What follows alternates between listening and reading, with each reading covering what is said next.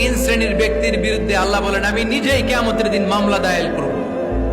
I will be against them in the day of judgment. Three categories of people I will be against them in the day of judgment. তিন শ্রেণীর লোক কিয়ামতের দিন তারা ছাড় পাবে না। আল্লাহ বলেন আমি নিজেই তাদের বিরুদ্ধে মামলা দায়ের করব। এর মধ্যে এক শ্রেণীর লোক হচ্ছে রাজুলুন ইস্তাআজারা জিরান ফাস্তাউফা মিনহু ওয়া লাম ইউতি আজরা। একজন শ্রমিক ভাড়া করে তার কাছ থেকে কাজ নিয়েছে কিন্তু তার পারিশ্রমিক আদায় করে নাই। এরকম আছে না নাই? দাপট দেখায় ইউনিভার্সিটির ক্যান্টিন গুলোতে।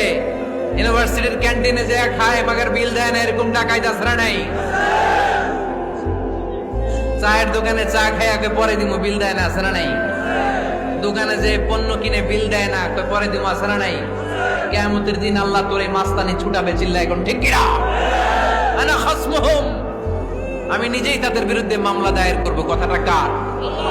এজন্য বিশ্বনবী বললেন খবরদার, মেহনতি মানুষ, খেটে খাওয়া মানুষ, এদের দোয়া কবুল হয়ে যায়।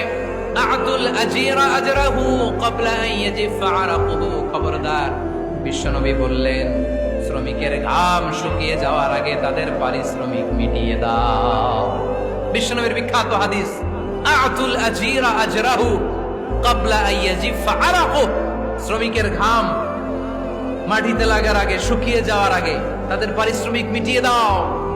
কেননা তারা যদি বদদোয়া করে তোমার জীবনকে জাহান্নাম বানিয়ে দিবে কে?